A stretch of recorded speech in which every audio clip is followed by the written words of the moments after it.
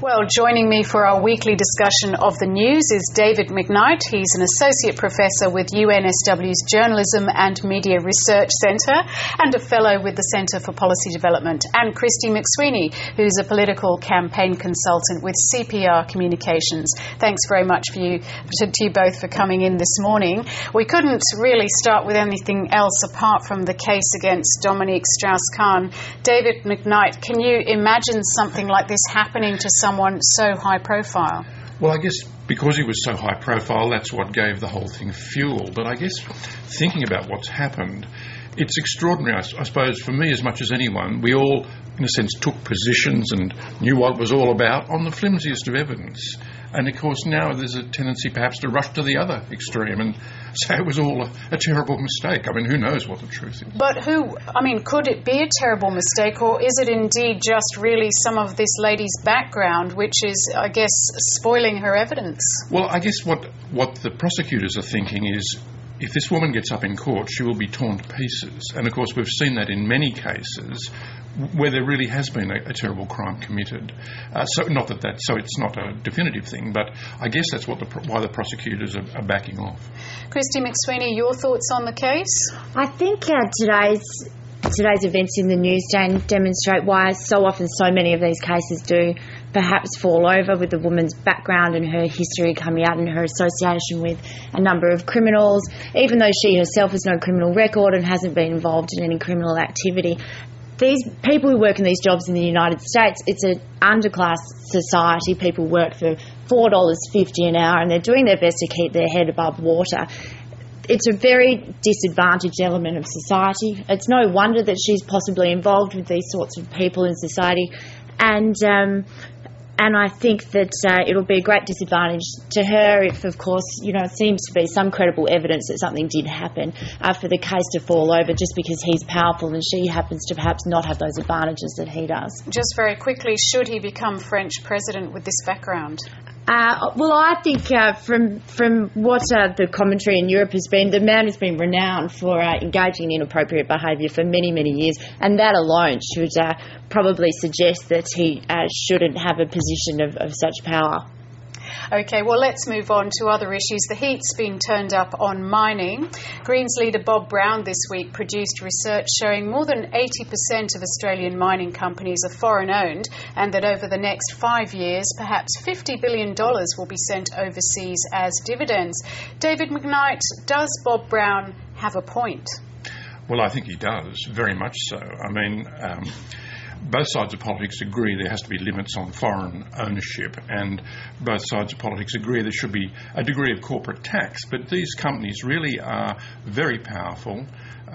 They're able to make a huge amount of money, and there is no second crop. There is no next season of minerals. You can't, once they're gone, they're gone. So are you saying we should put limits on the foreign investment, or we should be taxing them further? Well, I think one possible thing is to try and slow the boom down, actually. How do you do that? Well, I think certainly by the leases and exploration rights should be more limited. I think they're causing enormous destruction in rural Australia, which people in the cities are not aware of. I think, as I said, we only get one shot at this, at reaping the benefit of minerals, and so it's got to be staged, I think, and we should have a view to the long term. Kristy McSweeney, your views, particularly on the foreign investment? Sure. I mean, I disagree with David on one sense and agree with him on the other sense. We do only get one shot at this, and as he suggested, to slow the boom down is certainly not taking our shot. Yes, Bob Brown was right. $50 billion does go offshore every year. $50 billion from the Australian coal industry goes into exports, and $50 billion of iron ore. So. That's on a yearly basis. I think that, yes, there are some very large companies. I'm not entirely sure that with the mining tax that any other country in the world would impose a tax on an industry where only the big players get taxed. This is really about the small players trying to go for those exploration licences, trying to make money. So we do continue to invest in the economic growth here in Australia and have that continue. Just on the foreign investment side of things, the economic commentator Ross Gittins makes the point this morning that being a small country, we've never really saved enough to buy up all these opportunities on our own. I wonder, does he have a point? Well, it's very difficult to save up. We are a small country, not a lot of capital, and that's why, I certainly don't oppose foreign investment. I don't think anybody does. I don't think Bob Brown does. The question is, to come back to that point, you get one shot. Once the minerals are gone, they're gone. And countries like Norway have done very well in accumulating very large wealth funds for the nation based on their oil, and we should think about that. At a 50% or so or higher tax rate than what we here pay in Australia as an ordinary citizen, so I wouldn't be comparing our tax system here in Australia to those of the Scandinavian countries. So, well, I think we should be closer to the Scandinavian countries, frankly. Okay, well, this week the opposition's immigration spokesman Scott Morrison returned from Malaysia, where he spoke to officials about the so-called Malaysian solution. Let's first hear what he had to say about the 800 asylum seekers in the swap. They answered questions that the government here has refused to answer for over the last 8 weeks. They made it very clear that there would be no preferential treatment for those sent to Malaysia. Now, that means, and we went through this, they won't be allowed to go to public schools. They won't have access to public hospitals unless they pay. They won't have work rights, which leaves them very exposed in that community, as well, not only just to employers who take advantage of them, but if you're arrested for illegal work, then you're off to prison or a detention centre. There are still a few sticking points. One is what will be done with those who aren't refugees, and who will return them, and how will that happen, or can they stay in Malaysia?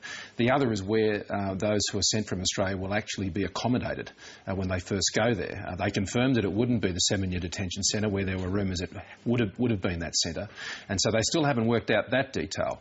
So they've said early July, they told us that they hope to have an agreement finalised. Well, that was Scott Morrison. Kristy McSweeney, Tony Abbott's been to Nauru. Scott Morrison, as we see, has been to Malaysia. Mm-hmm. Do you think that's a good use of taxpayer funds?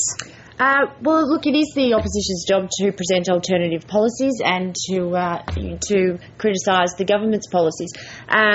You would argue there is a number of great many things the government does that is not good use of taxpayers' money. But we're really focusing on the role of the opposition here, and are they actually effective in what they're doing? Do you think they are? I think they're certainly very effective in presenting their alternative policy.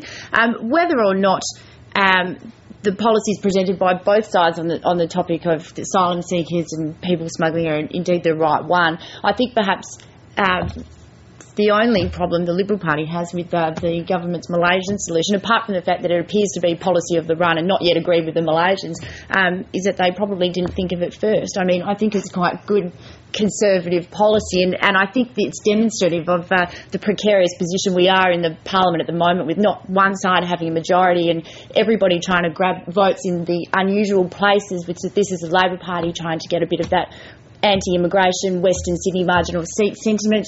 The Liberal Party, conversely, is in attacking the policy, invoking such rhetoric of the UNHCR and other things that you perhaps never hear the Conservative Party speak of in attacking a policy. So it's just an example of what a difficult situation we are in at the moment. Yes, I think that play to the opposite side is what's going on here. It is really heartwarming to hear the concern for the human rights of asylum seekers now being offered by the Conservatives, because we didn't hear that for a long, long while. It's a parallel universe. Indeed. Yes. Indeed. But the polls haven't given Tony Abbott a particularly good rap. I mean, everyone's been focusing on Julia Gillard. Is Tony Abbott doing a good enough job in opposition?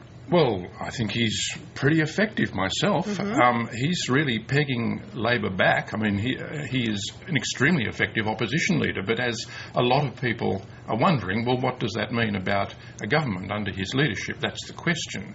And no doubt there'll be an answer at some point, but he's a street fighter and a rabble-rouser, and he's doing it very, very well. And you think that's definitely coming through at the moment? Well, look, the polls are pretty clear. That sort of style of populist politics, going out to factories, mines, warning about the sky falling, it's great stuff, it works. It's getting the headlines at least. Yeah. Well, finally, the Minerals Council of Australia has launched a new campaign. I guess we've got a bit of a mining theme going today. That's an attempt to change the way we view the mining industry. Let's take a look at one of the ads, which emphasises the role mining plays in local communities. We would have raised close to $1 million for the RFDS. That particular $1 million has come from basically the mining community. We're pretty proud of our charity efforts, also our Indigenous participation. One of the lads, he manages Jewett Creek Station, he actually went from a ringer to a manager. For him, that has been probably one of the highlights of his life, I'd say. The whole benefits of the mining industry is just filtered down within the wider communities. Indigenous and non-Indigenous, doesn't matter. All Australians should be proud of that. We all eat out of the same tucker box up here. I wouldn't like to live out yours at the moment. Look at the size of you.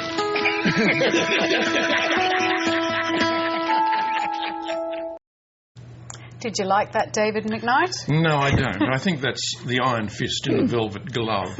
I think the mining industry is one of the toughest, it's the cowboy section of Australian capitalism, and this is the lovely face where we all get patted on the head and told, really the message is we should be grateful to these big companies as they walk away with their billions of dollars of profit. It's very hard sell, isn't it? Well, it's very cunning, just like the ads that helped destroy Kevin Rudd 12 months ago. Indeed. It's part of the same things. Right. Kristy McSweeney, briefly.